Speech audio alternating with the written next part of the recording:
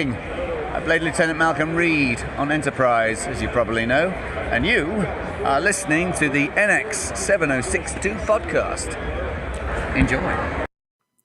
Well, hello, and welcome to the NX 7062 podcast. Happy Monday. We had our May the 4th. We had our Revenge of the Sith. And now we are here. Cue the music and open the transmissions. I am definitely looking at what I'm going to do for my intros next season. There's a lot that I'm going to be doing this summer. Absolutely. And that is one of them, so I can surprise you all when I come back next season. But hi, Dave and Nancy and Janine and Uncle Hairball. And I saw, there's Robert, of course. Hello, everybody. Thank you so much for joining me tonight. Now, before we all do the Borg thing, and before we all have to worry about getting assimilated, we are going to talk about Star Trek Discovery, because, anticipation. So, who watched Disco besides me? I thought it was great. I always think it's great. I think this season's going really, really well. I think they are going to go out on a high note. And, of course, who didn't love, I love it, Boss. I love you, Uncle Hairball. That's awesome. See, I could take that. Captain, Boss, whatever. Denobulans. They kept mentioning Denobulans. Seriously. And I know you can't have Dr. Phlox be like 1,000 years old, but why couldn't they have contacted one of his descendants to ask them something? But I loved how the Denobulans were saving that planet by doing that thing where they make it look like it's part of the scenery, but it's really not, kind of like in Nemesis. Was it not Nemesis? Insurrection, where, Data was hiding behind that thing to watch. But yeah, so much for 800 years worth of non-interference, because along comes Michael and along comes Tilly, and they tried so hard to let's not interfere with the Prime Directive. That poor lady that was choking. No, we can't interfere with the Prime Directive. We can't do this. We can't do this. And then it's but Tilly's going to die. And so's the other girl. We need to do something. Thank you. Anthropological blind study. Look at that. I love it. All the technical jargon, anthropological blind study. So they tried so hard not to break the Prime Directive, but does the Prime Directive outweigh the needs of the many? Because I think that's kind of where they clash, because they needed to know how to maintain that, to maintain the technology so that if it breaks again, they can survive. So I agree with Michael. She tried so hard, and then she's like, you know what?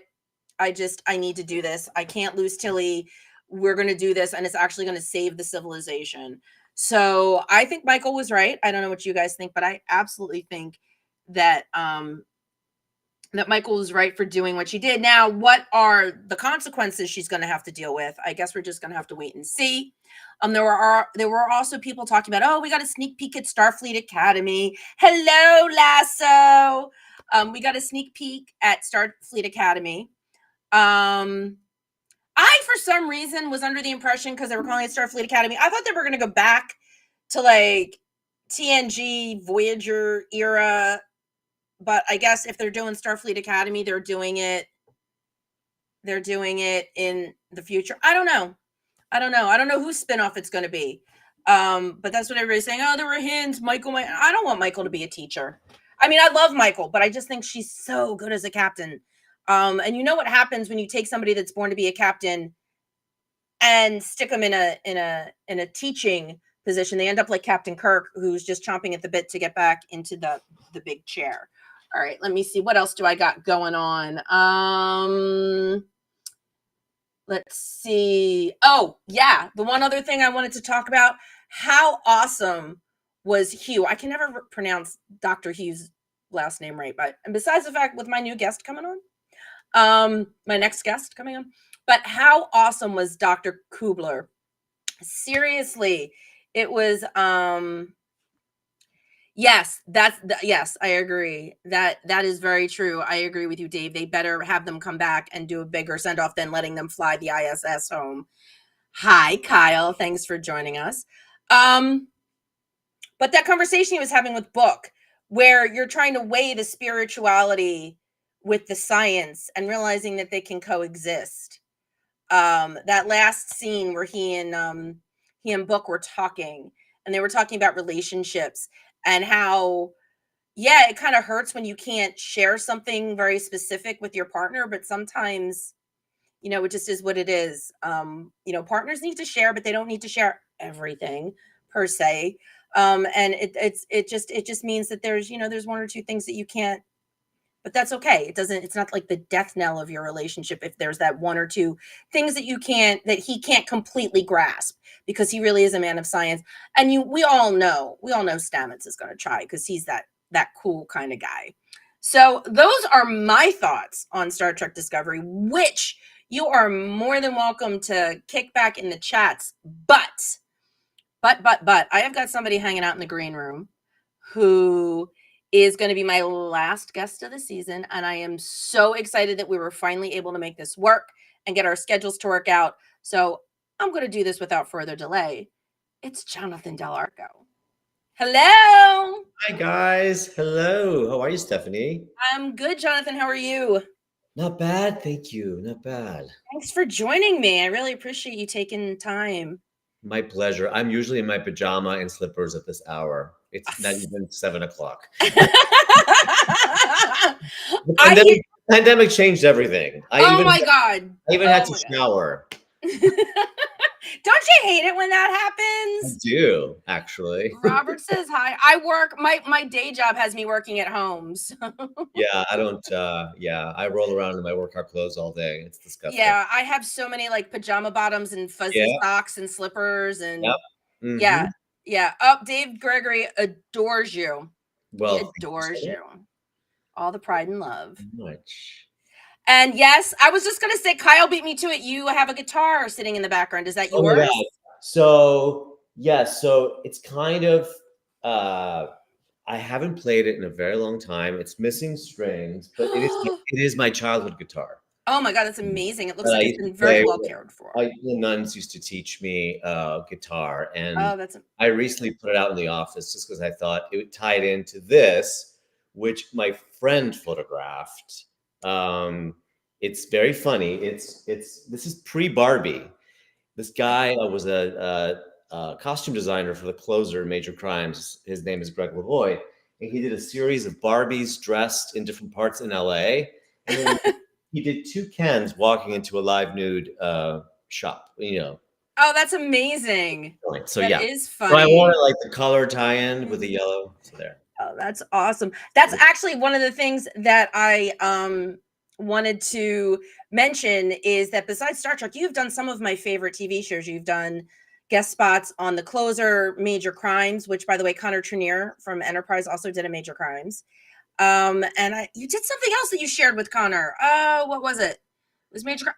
And Criminal Minds. You and Connor Trenier have that in common. Well, Criminal Minds was a guest star. Yeah, I was a guest star on The Closer for I want to say 4 years. Oh my God! And then I became a series regular on Major Crimes, but it was the same character. So that was an interesting trajectory. Those were both really amazing shows. I love procedurals. It's fun when you're on something that's on at 2 a.m. somewhere. It's one of those shows. It's on somewhere at all. It's always on somewhere. Thanks to what TNT used to run them all the time. TNT, they owned it. Yeah. Oh, is that okay? So our first question is: do you know how to play My Dog Has Fleas? On my guitar, no. Lasso taught himself how to play it. Yeah, no, I literally don't play the guitar. It's just decoration right now. Oh, okay. Make me look way cooler than I really am. Oh, please. Hi, War Dog. Thanks for joining us tonight. Okay, so the first thing I absolutely have to ask you about, did you listen to A Borg Named Hugh by the Star Trek Rat Pack? Yes. I know they gave you the CD. Yes, you did. So funny. Yeah. Isn't that great? Did you listen to the whole thing or just your No, I listened to the whole thing. Aren't they amazing? Yeah, they're fun. Super fun. Being that Enterprise is my favorite, no offense to anything that you've done, Enterprise is my favorite. And so the Zindi song that they do to the tune of Windy, that's probably still my favorite. Love it. Yeah. And Ethan Phillips is just those jokes are just fantastic. But yeah, it was That's the one thing about Trek, you know, you've got all these sort of interesting creative outshoots that Yes. cover so many different arenas, right? That's what's Yeah. really And about the world. when I was a kid, like little, and I was growing up, I mean, my grandparents raised me on like the Danny Kaye movies and Frank Sinatra and the original Rat Pack. So I have a very soft place in my heart for actors who can also sing or dance or do other things. So to see like all of these fantastic actors from Star Trek get together and write, and Max Gronchuk writing all of these amazing parody songs, I mean, it's just fantastic. I go every year, every time that I am where they are. Their show is always on my list. I don't care if I've heard the songs a million times. I just love listening to them I do love them. it. I think it's such a wonderful thing. Yeah, it really is. And it's fun. And the other thing too is they're kind of poking fun at themselves. And that always makes it funnier, I think, when you watch people poke fun That's at why themselves. we love it, right? Yes. Yeah, self-deprecating humor. Exactly, which is why Lower Decks can't go anywhere, because that's literally self-deprecating all of Star Trek. Exactly. So that's why it needs to stick around. So I think for me, the big question that I wanted to get to Star Trek related was, it was 27 years from Descent to Picard. Right. What was it like to step back into Hugh after all of that time? Let me see if I can answer like a really sort of from the heart kind of thing. It was really emotional to be asked to come back. So it started with like feeling, you know, when you're like a geek or you're just like an off kid, which I was, when you're like the one that doesn't get picked, you know, for school, you know, sports, whatever, you know, like you carry that throughout your whole life. You carry that sense of like not being picked. And Star Trek had so many guest stars in it, Next Gen and then Voyager. Like when you add up the world, at the time to have been one of not even a handful being asked to come back, it was very emotional on a personal level. And then also emotional because that character meant so much to me and like it changed my life so drastically. And when I created him, I had invested so much of my own personal life experience into playing Hugh originally. Like I shared something very private and personal in the creation of Hugh that that was like the initial like, oh my God, I can't believe I get to do this. And like how exciting. And then showing up and doing the work and realizing that no one had really thought out what the middle story was and how I got there. And all they had said was like, you're just broken. And I didn't even know what that meant. I do now, but I didn't then. And I just trying to piece together what his life would have been from the last time we saw him. It was an interesting challenge as an actor to create a life that happened off camera to where he was now, to keep some of his physical life so that the fans would be able to immediately recognize him, even though he was going to look really different. And I was, of course, 30 years older, right? So there was a lot of things in that were challenging, exciting, super scary, you know, the gambit. But is that where that I need to hug Jean-Luc all came from, like all of that emotionalism about coming back to the part? Because wasn't that your idea? Yeah, it was. Yeah. Let me see if I can think back. So here's what happened. I was hired to do the series. I was hired to do 5 episodes of 10. And it wasn't out of the question that I would be on the rest of it and in future seasons. And somewhere in the process, as in by the time I was done shooting episode 1, someone mistakenly sent me a script that had not been released yet, in which I got killed.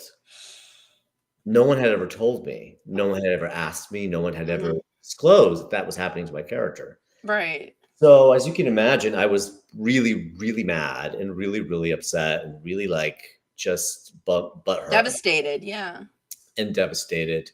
And what then happened was I made a decision, since I knew I only had 2 episodes left, one of them being that one with Picard, that instead of being upset about it, I was going to just double down on the investment of it, you know? Right. Yeah. And in that scene, it just came, it was, there was, nothing was written. There was no, what I'm trying to tell everyone is I was very emotionally raw.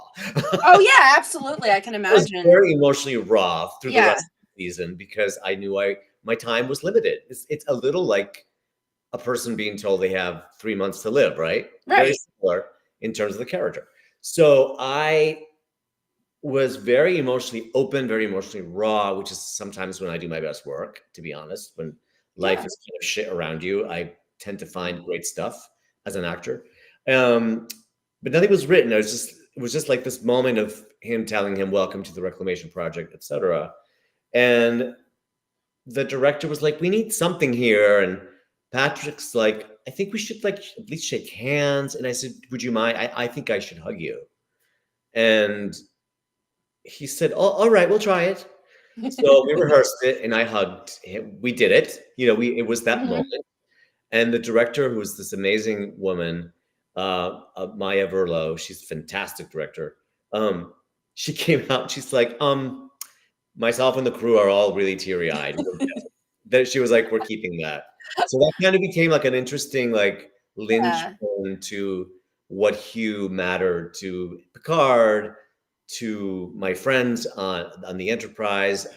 It all tied in really beautifully with that hug. Yeah. I think most of the people out there will tell you that they all I got to the hug. I was like, I mean, that definitely gives you like all like. Well, it's what I would do, and my father passed away almost 20 years now, and all I kept thinking in terms of Patrick, because before I found out I was getting killed, I was kind of the only next gen person on set.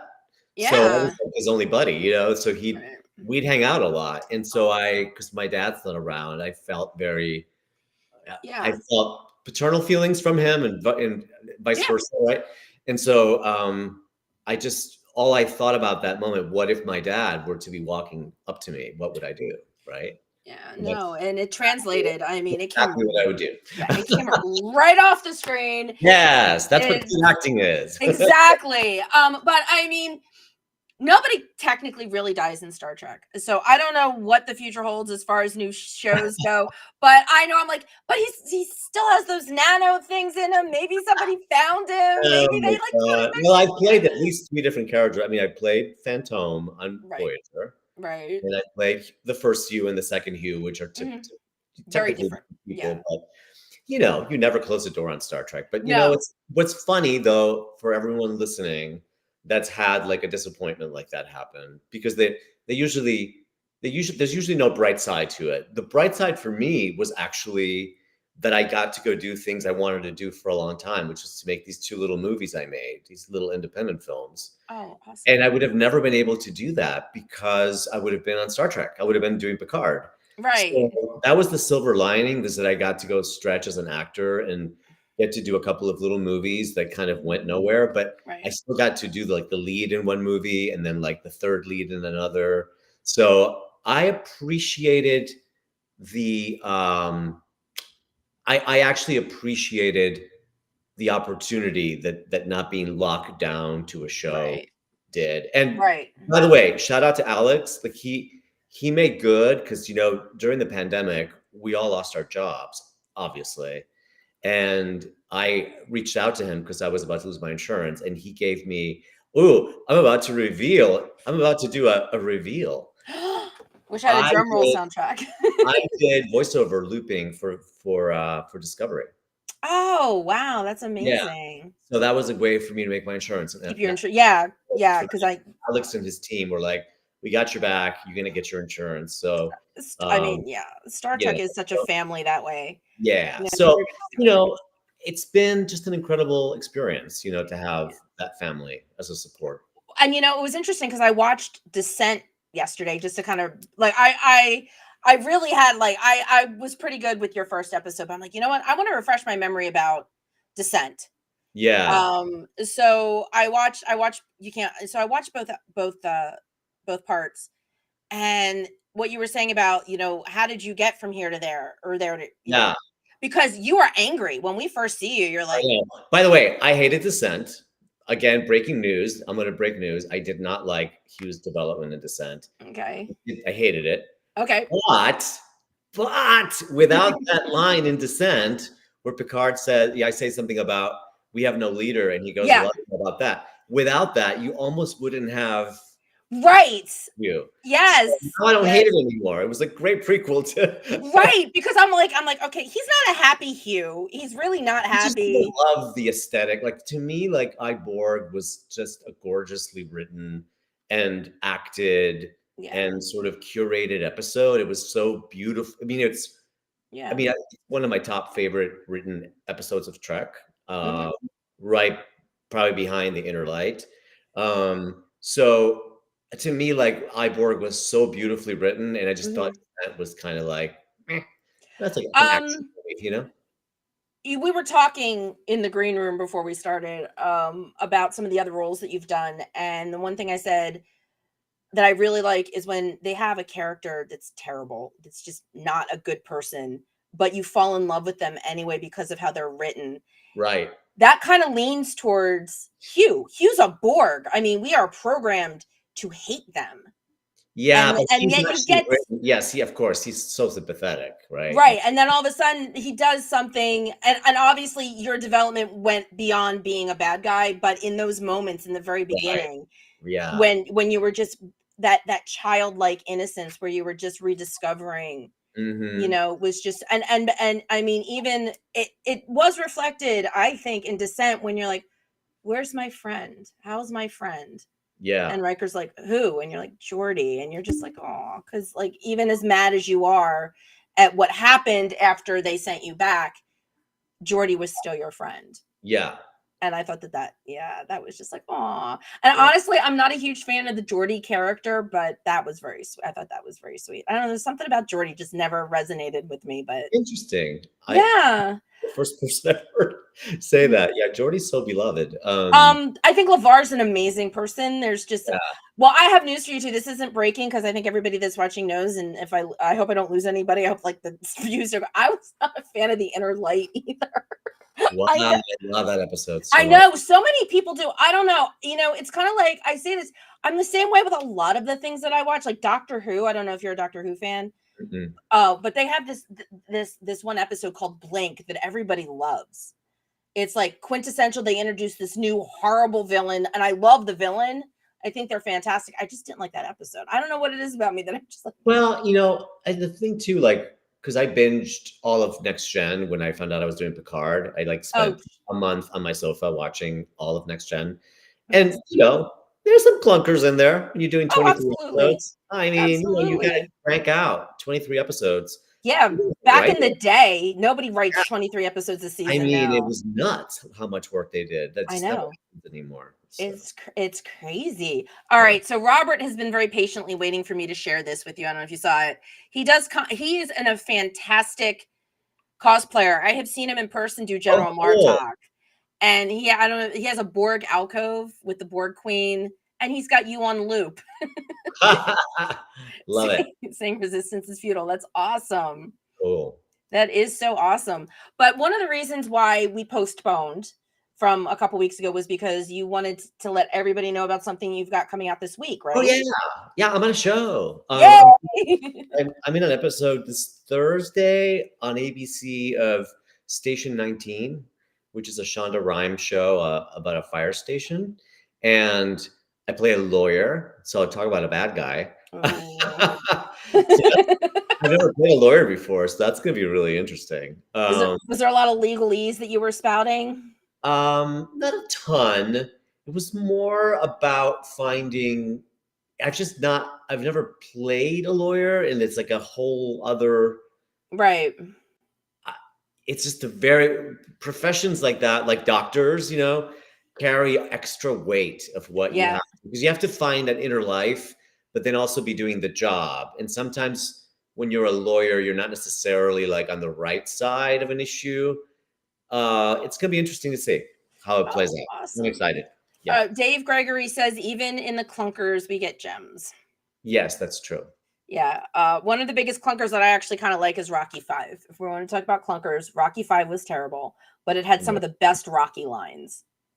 I love that.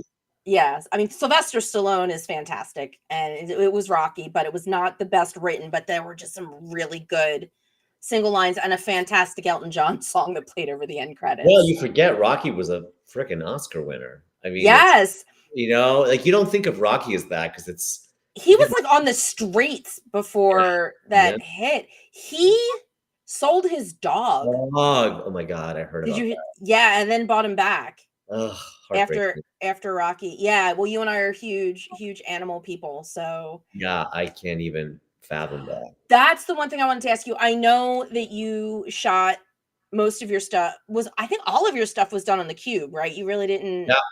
Mm-hmm. So I know you probably weren't on set the same days that number 1 was, but did you ever get to meet the dog? I didn't. I know. He's so beautiful. I feel the same way that Sir Pat does. I think pit bulls are gorgeous. They're the best. And I had a friend, this was a while ago, and he had ended up kind of adopting an ex's pit bull. And the first time I went to his house, I was doing him a favor, I was dropping off his kids, and they're like, come on in. Dog stood up on his hind legs, put his paw, and gave me a big hug and kisses. And they're huggers. They are. It really is a lot of. It really is about the people that raise them. Yes, 100%. And they're very loyal to their humans, so they can be trained to do it, and they're very strong, so they can be trained for the good or for evil. You know, exactly. Protective is anything. My cousins had the most amazing Rottweiler. Her name was Abby, and she was that too. Yeah. Yeah. Their door of their house had scratches. The wood was just scratched because anybody came to the door, she was right there checking out. Yeah. But they're such smart dogs. The first time that I went to visit them, like this was like before GPS. So it was like, you remember the days we had to like read directions? Yeah. Yeah. So my cousin's like, when you get off the highway, pull into this gas station, but there were car phones. He's like, call me and I'll come and pick you and I'll come and take you. So he shows up, and Abby's very like, she took her cues from Michael. My cousin I open my car door when I see him pull in so he can say hi. The dog is standing next to him. She's just waiting. The minute he leans in to give me a hug and a kiss, now Abby wants to get in my car and ride with me. Because she's like, well, if he says you're cool, you're cool. Very smart. Yeah, I love that. I love that. So I wanted to get into some of the other roles you did. You did have another, not that you knew it at the time, but you did have another Star Trek connection because you did an episode of Huff, which was a Hank Azaria show, which another one I love the movie channels and a lot of their original programming, but they are so quick to just like, 2 seasons were good. And then just cancel it. And Huff was like that. Yeah, but Anton Yelchin was in it. Oh, okay. And he went on to play Chekhov in the Kelvin J.J. Abrams movies. Well, there you go. In fact, when I saw him on screen when I found out that he was playing Chekhov, I went, I know him as the kid. He played the kid in Huff, and he was really good. Wow. Yeah. It's just wild. You know, I think it's because Star Trek employs so many people. There's bound to be, cross sections. Yeah, well, there's a game that everybody knows that that I like to play, and it's 6 Degrees of Separation from Star Trek. It's basically give me any show, any actor, and I will figure out a way to get them somehow related to Trek in less than 6 moves. So far, knock on wood, I haven't. Now, I don't get overly technical. Like if you did a show and a Star Trek person did a show, even if it wasn't the same episode, it counts to me. Right. Yeah. Right. So, but yeah, so far I've done it in under 6. You could probably do a coffee table book with that. That is a really good idea. I could just do like I did one entire episode of this, just like 6 Degrees of Separation from Star Trek. I'm like, throw them out. And then I would just, if I didn't know exactly who the actor was, I would just go to IMDb and just kind of scan and figure it out. Lasso has a question. Yes. He said it's been a minute since he watched it, but he loved Nip Tuck. Me too. We were just talking about this Yeah. before. Do you have any memories or thoughts from your involvement? Nip Tuck was another one of those where I was very emotionally raw as a human because my dad was dying, actually. Oh my God. Yeah, my dad was like dying when I filmed that. And I just remember feeling really vulnerable. I had to dress like a woman for the audition, and I'd never done that in public, and I felt really vulnerable. I felt very unsafe, right? Okay.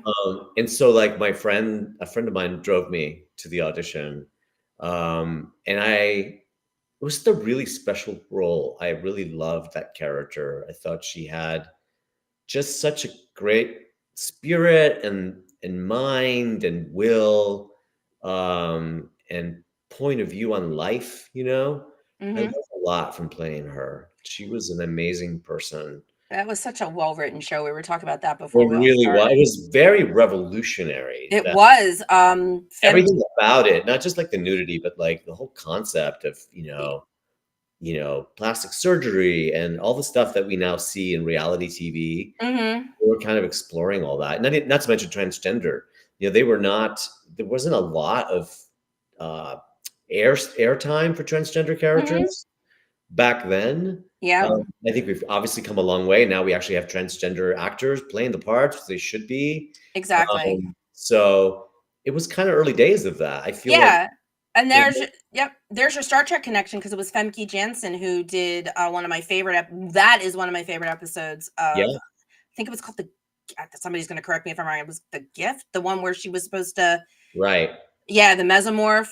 Tim O'Connor from Buck Rogers was in that episode too. Cool. And I love that episode. But I met her once at a convention here in Philadelphia, and everybody's talking X-Men, sign this X-Men. I'm like, I loved you in Nip Tuck. I just thought she was fantastic in Nip Tuck. And one of the things I remember is how Julian McMahon's character figured out that she was transgender. I don't know if you remember she that. kind of replaced me, if you remember. Oh no. I was it didn't replace me directly, but I was the transgender character in season 1. Okay. And then they didn't bring me back for season 2. Okay. I think I recently found out that the head of this network was very uncomfortable because I think he thought I was really transgender. Oh my God. Well, I guess that's a credit to your acting. It was really, really uncomfortable. And so they hired a woman to play the transgender character. Oh, wow. Well, I finally found out like a few years ago. Actually, I found it out on a Star Trek cruise. Someone told me, someone from Hollywood that was there. Oh my God. Drinking one night and told me that what had happened. But it's like, oh, by the way. then kind of picked up that storyline a little. But yeah. It was pretty intense. But like I said, I just remember how I almost called him Cole, which was his character from Charmed. How Julian McMahon figured out that she was transgender was because he had sex with her. And it was like, surprise. He's like, this is going to be like, I apologize to anybody if it's TMI, but this really stuck in my head, this scene, because he said she was too shallow to be natural. Wow. It was literally. Wow. I kind of wonder how Nip Tuck on that issue would play these days, because I don't remember.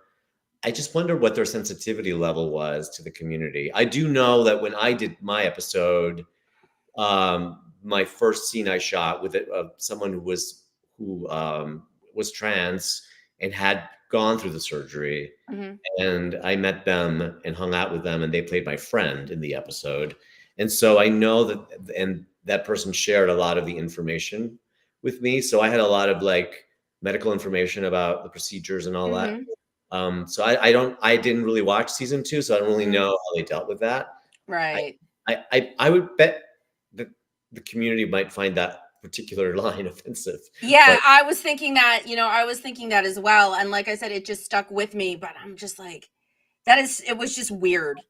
Like, not weird. Like, I don't know, like, weird's probably the wrong word, but it was like, whoa, like, I think that's better. Like, what? Yeah. Like, it was just really surprising to hear him say that. But I'm all about like the science. So I'm like, oh, I found it kind of interesting. I'm like, oh, okay. Like, that's kind of how I thought of it. Just like informational. Like, yeah. I mean, I learned about the surgery, the bottom surgery anyway. So there's all kinds of surgeries, and there's people that choose different aspects of it, and not others. But no, it's funny because there's this really great show on now. It's kind of like almost like live Nip Tuck called Botched on E. Yeah, that's been around a bit, right? Yeah, it's been around for a while, and they are like if I ever needed plastic surgery, I want to go see them. They're amazing because what they do is they do reconstructive surgery on people that have had burned or something. Burned or just like done, bargain basement surgeries, hence the name of the show, Botch. But to watch them interact with the trans community and how respectful they are of the trans community when someone who comes to them for help, is pretty cool. And again, it's educational. I find that kind of stuff, I just soak it all in, like the medical. That's why it's really important that it be depicted authentically, because I feel like misinformation also can kind of get out there, right? So and there's so much of it anyway. Like without the entertainment industry helping that along, it gets out there all on its own. There's so much misinformation about all. I mean, listen, I'm writing a children's book. Well, I can't wait for them to cancel it in Florida. Then you'll know that you're making a difference. No, I actually want the book to be about other things. I'm not particularly writing it about being gay, but I know that there's so much misinformation in terms of trans and drag queens and queer people and children and schools, and it's just sad that that's like people are peddling in such hatred, Oh, absolutely. Well, have you ever talked to Chase Masterson or? Yeah, I know Chase very well. Do you know Raymond Littster, her right-hand guy? Because he did his Identity comic book. Yeah. Have you seen that? No, I have not. No. He did a comic, and I actually have copies, and I couldn't put my hand on them right now. But he did it with drag queens. He did like a gender identity comic book. He wrote it and had it. My book is going to be more about my growing up and coming to the U.S. and about. Oh, that's amazing.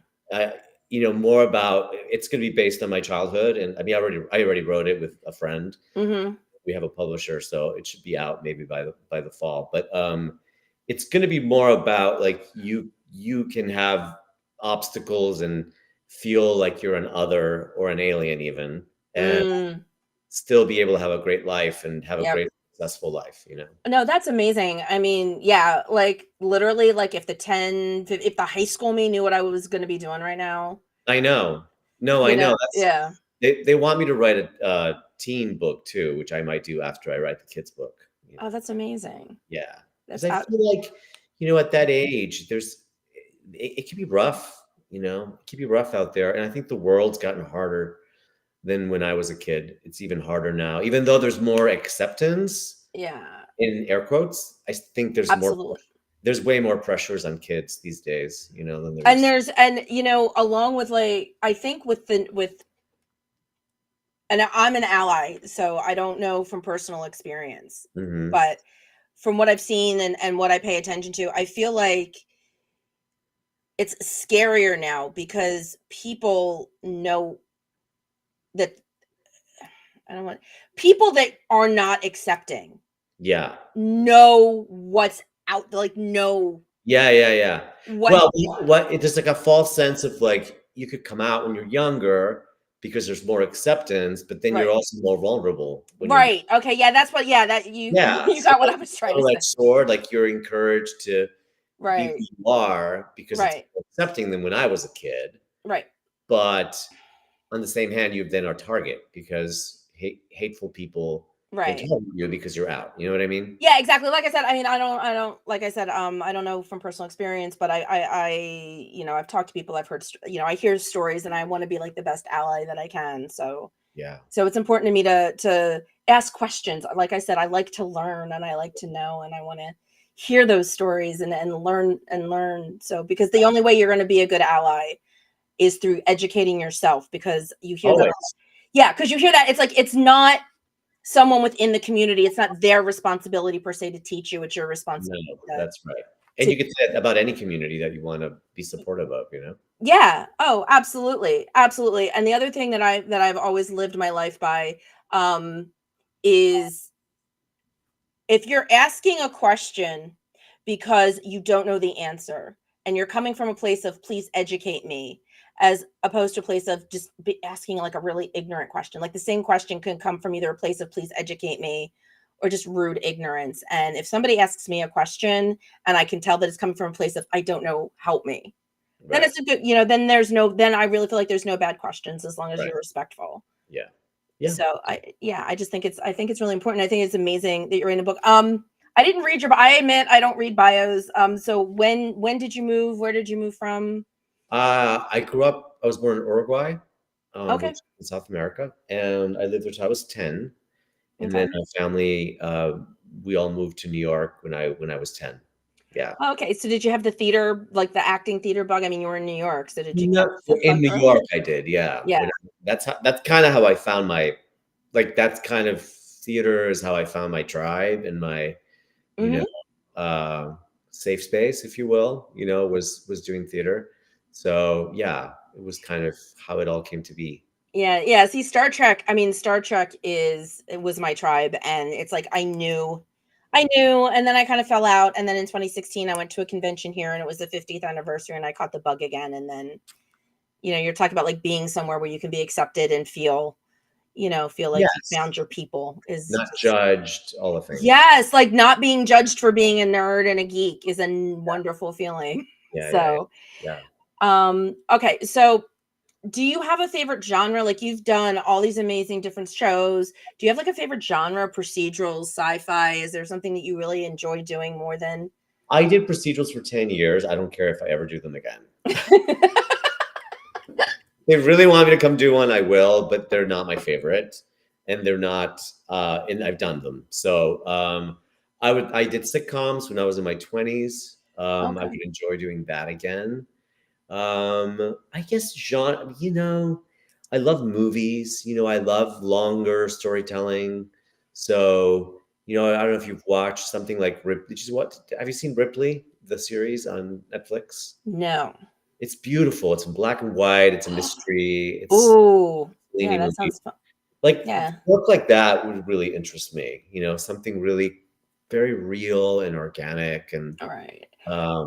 yeah. The one thing I think, the one thing that I think, if there was one decent thing to come out of the SAG strike, and I know you guys were amazing, and I talked to Michelle heard a little bit in San Francisco about everything you guys were doing and how amazing it was, and how we wouldn't have had STLV without Michelle during the Right. strike because her Right. hard work is what got us. Um, is did independent films, I think, got better footing. Independent projects got gained a little ground because they were the ones that people could do. Right. Did you feel that way? Did you have any independent projects that you were doing when? No, because what always happens is when big name actors become available, then they're not interested in us. So it didn't really help. Oh, No, wow. yeah. So I think it maybe helped independent films and that a lot of big stars started doing them, maybe, but Mm-hmm. it didn't really change. I mean, I didn't work during the strike, so I didn't. I mean, I don't know. It didn't affect me, but Right. Well, I didn't know if you had any experience, if anybody approached you, if you saw any interesting projects that came out of it. I don't know. I mean, I guess we'll see this year, right? Because if everyone was Mhm. shot during the strike, they'd Right. be coming out probably around now. There's this one, Peter Macon from the Orville did one that was amazing, and I think it's streaming, and it's called Shelter in Solitude. Great. That's Saban. I think her last name's Green. She comes from SNL. She wrote it over COVID in like 2 weeks. That's great. And yeah, and I highly recommend it. It's about a death row inmate during COVID That's cool. in a small town. And Yeah. Peter Macon plays the inmate. I went to the he and I became friends. I actually was his handler at shore leave.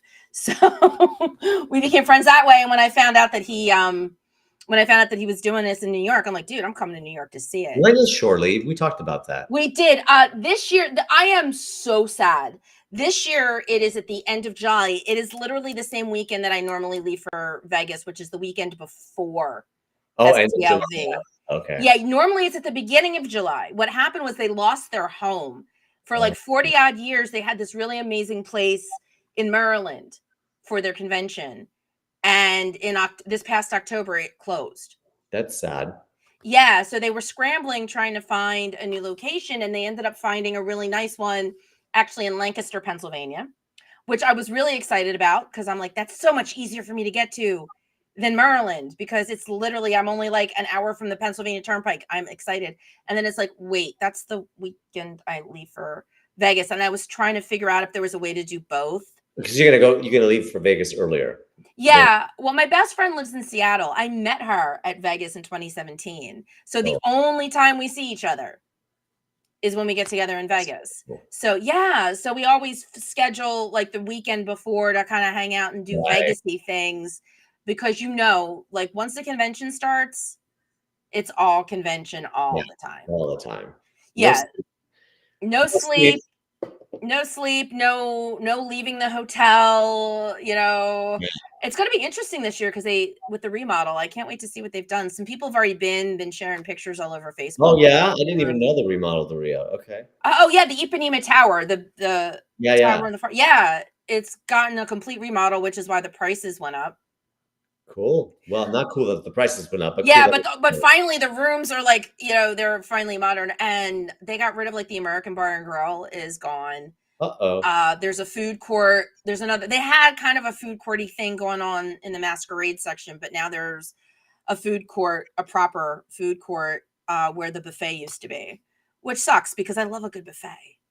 But Vegas used to be known for those. Yeah, well, it still is. Now you're making me hungry, and it's almost dinner time. Well, I don't want to keep you from dinner. I mean, do we need to get in any last questions or any last remarks? Because I don't want your grumbling stomach for everybody to remember. I usually eat really early. Tonight I skipped it to talk to you. I appreciate that so much. I know. I started this show in all of its incarnations. This is like the third incarnation of when I first started podcasting. And I always just kind of gravitated towards Monday nights. So this is kind of it, but I really didn't start doing live interviews until recently. And then I'm like, crap, this is like 7:00 in LA. So I really appreciate anybody that either gobbles down dinner before or holds off till after to sit and do that when I have LA people that I have on. So I really appreciate you pushing your dinner off, because I'm an early eater too. It's better for you. I do. I like to eat like at 6:30, but yeah, I didn't get it together today. So what's on your shirt? Oh, this is the SF shirt. Oh yeah, I didn't pick one of those up. That is really nice. This one's cool. I wanted the other one, but they were sold out of the other one. So they had one that was the poster. So. Oh, right. So what do you think? Do you think that there's a chance for Hugh to come back? Or would you like to, I guess I should say you don't know, because they never tell anybody anything. Would you do, like, if they figured out a way to bring you back? Oh yeah, I would always do Star Trek. I mean, I'm also wouldn't rule out doing a different kind of character. Oh sure. That's also yeah. See, they blew it for you though. Usually it's really easy to do a lot of characters if they keep slapping the makeup on you, but now everybody's seen your face. I know. So now what? But there could be more makeup. So yep. So I guess the one thing I should ask before I let you go, Voyager or TNG or Picard, or which one did you like the best, or do you not want to say to be politically correct? You mean as a work experience? Yeah, as a work experience. Well, nothing's going to beat being 24 years old and walking onto the bridge on Next Generation. Like, yeah, nothing can beat that. On the other, flipping that coin, walking onto the sets of Picard, which were like actual sets that were, practicals, they call them, which it means they're not fake, they're real. The borg ship was a massive set. Like it was amazing. Oh my God, I didn't have to fake it. Right. No green screen. Yeah, that's awesome. Everything was there. Yeah. So that was the scale of the production of Picard was mind-blowing. Just mind-blowing. Okay. They want Uncle Hairball wants to know if you could actually see through your eyepiece. So the eyepiece, I could not see through it when it was on, but it was on only when the camera was rolling. When the camera wasn't rolling, it was a magnet. Oh, When the camera nice. wasn't rolling, I had my full vision. Yeah, because in Descent, I'm like, I couldn't remember if your eyepiece was the same because it almost looked like it was down here. That's just because the makeup, they're doing it on you. It's a different makeup artist. Oh, yeah. It might have been. It looked lower, right? Like they didn't. Yeah, it looked like it was sliding off. Well, I will tell you that it probably was because we shot that in July. Oh. And it was so hot that headpiece kept melting off my head. I was going to say no amount of anything was going to keep that. I think it was probably sliding, to be honest with you. I think you hit the nail on the head. We had stuntmen dressed like Borg that were passing out from the heat. Oh my God. Yeah, it was bad. Yeah, those Borg outfits do that in July in LA was not nice at all. Maybe that's why I didn't like Descent as much. I remember it was grueling, and I remember usually you don't mess with your makeup, but I remember during lunch, I would take that entire head because it would come unglued from the heat. And I hung out for an hour with the head off because I got very claustrophobic with it on. Yeah, I can imagine. Well, and they needed you. So if it was between that or passing out, take the headpiece off. Yeah, it was awful. It was really, really not conducive to the hair and makeup. I mean, makeup and costuming. So I'm sure you were very happy when they asked you to come back and they're like, nope. Human again. What was one of the first questions I asked? I'm sure. I was like, is there a lot of makeup? They're like, no, very little. Yay. I'm in. I'm in. I'm in.